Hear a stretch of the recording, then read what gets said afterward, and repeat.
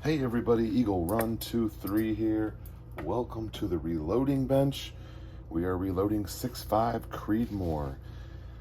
Okay, so first things first, we're going to be using this Starline brass. This is 6.5 Creedmoor brass, Starline large rifle primer, and I checked dang near every case. None of them need trim. They all came in perfect. Super happy to have that. So we made up our very first dummy round, and just getting all of our dies and everything set, we went with the 6.5 conversion kit from Dylan, and it pretty much gave us everything we needed to start making Creedmoor, which we've had all of those components for quite a while. We just haven't had a gun that was in the right shape to really test anything, so there just wasn't any point in making the ammo. But now that we've got a gun that's shooting pretty well, Barnes match burners, 140 grain boat tail hollow point. Now, based on the video you guys saw the other day, we saw that the Creedmoor really liked the 140 grain ELD match. I'm going to get some of those bullets and try to copy that load. I just don't have those exact components. I don't have that bullet, and I don't have that powder. I think that's for H4350 that Hornady uses in there. At least that's what the rumor is. So we're loading up 41 grains. We're using Stay-Ball for the powder. Starting out at 41.5, and we're going to jump up from there. That is right out of the right off the website for Hodgdon. So it is should be a pretty safe load. We're not doing anything risky. We don't even have a chronograph yet, so until we can chrono these rounds, we're just kind of testing for accuracy right now. So I've got my first 10 loads going.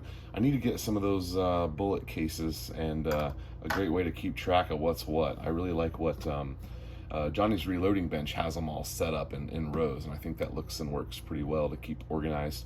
For now, I'm using Ziploc baggies. So we're using Redding. This is a 2-die set. This is the one that Dylan recommends because Dylan does not make dies for Creedmoor as of last I checked. CCI large rifle primers. I also have the military 41s. I guess they're like a harder primer. We could try those, but I got quite a few of those, so we'll be using those for now. And then we're just using the Hornady case lube. Seems to be working pretty well. I've also got the Dylan spray, but I'm just doing small batches here, 10 of each of these, as we kind of ladder test through this powder and see what works. We're doing a shorter 2.8, 2.7. It's kind of where a lot of the rounds are. Some of the factory ones I checked were all 2.8. These came in at 2.79, so just under 8. We're going to try a set just under 2.8, and then we're going to jump up to 2.8 on the next one. So these are a little shorter, not much at all, but they should be just fine. So anyway, that's my update for you. We're going to get these out to the range tomorrow and see how they shoot. Okay, all finished up here. We've got, see our baggies. We're going to have to upgrade that. We've got 40 rounds, and I have not been this excited in a long time. We've got 40 rounds to test tomorrow. It was so fun that very first time when I first made that 9mm, and I shot it out of a P80, and it was a gun I made shooting a bullet that I made. If something goes wrong, you got nowhere to hide. That's all on you if you've got the manufacturing of both of those things. So anyway, I am super jazzed. We've been to the range like 3 days in a row and having an absolute blast. I hope one of these shoots well, because man, that ELD match sure shot well today. I don't know why I've been so intimidated about this. Switching over, you got to change out the primer bar, but I've got my tool head set up so I can just swap 9mm tool head, 6.5 tool head. I think I might get one for 223, and then I wouldn't really have to change anything other than the shell holder between the large and the small platforms. And every time you're gonna have to swap out the primer bar, which is not that big of a deal. One, you gotta make sure you use all your primers, because I had some small pistol primers left in there I didn't know, and they spilled everywhere.